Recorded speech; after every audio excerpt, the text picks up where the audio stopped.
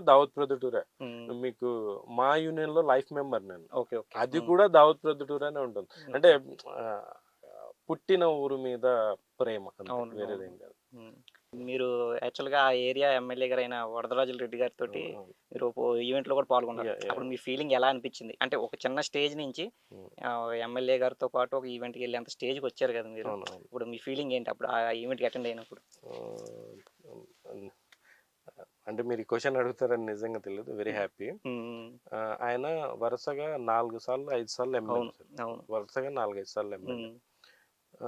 అంటే మా ఊహ తెలిసినప్పటి నుంచి ఎమ్మెల్యే అంటే ఆయనే మాకు ఆయనే. మైండ్‌లో. హ్మ్. హ్మ్. ఎమ్మెల్యే అంటే వరదరాజుల రెడ్డి గారే. అవును. ఆహ్, మే మేము 10థ్ క్లాస్ చదువుతున్నప్పుడు కూడా 2004 ఎలక్షన్స్‌లో కూడా ఆయనే ఎమ్మెల్యే. హ్మ్.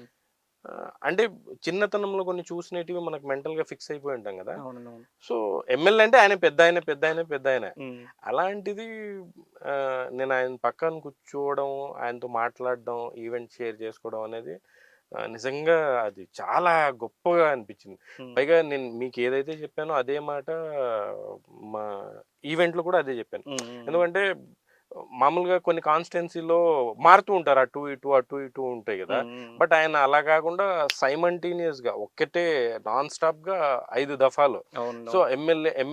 ఇప్పుడు బేసిక్‌గా మేము ఏదైనా వేరే ఊరికెళ్ళినా ఎమ్మెల్యే అనే పదం వినబడినా హ్మ్. మాకు ఆయనే గుర్తొస్తారు. వరదరాజుల రెడ్డి గారే మైండ్‌లో ఉంటారు. ఎందుకంటే మేము చిన్నప్పుడు బాగా చూసిన అవును. ఫిగర్ కదా హ్మ్. అది. హ్మ్. ఆ హ్మ్. స్టేచర్, ఆ అవును. పెద్దాయన, ఆ కటౌట్ అంతా మైండ్‌లో ఫిక్స్ అయిపోయింది. అవును.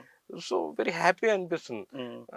ఆ రోజు కూడా ఆయన పక్కన కూర్చుంటే ఎ ఎ నాకేదో నేను చేసిన నా సినిమాలో నా గోల కాకుండా పెద్దాయన పక్కన ఉన్నాను నేను హ్మ్. హ్మ్. అనే ఒక చిన్న ఆనందం ఉంది. వెరీ అవును. హ్యాపీ అనిపించింది. హ్మ్. అది.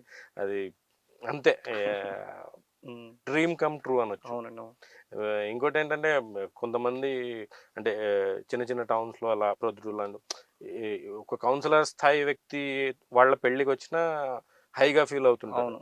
సో, అలాంటిది మేము అంత స్టేచర్ ఉన్న వ్యక్తితో గెస్ట్‌గా ఎళ్లారు. హ్మ్. అంత ట్రాక్ రికార్డ్ ఉన్న వ్యక్తి పక్కన కూర్చొని మాట్లాడడం. హ్మ్. ఆయన కూడా ఆహ్, అంటే ఆయన వయసు రీత్యా సినిమా అంటే చెన్నైలో ఉందా? ఆ! లేకపోతే హైదరాబాద్‌లో అదేలే. ఉందా? హ్మ్.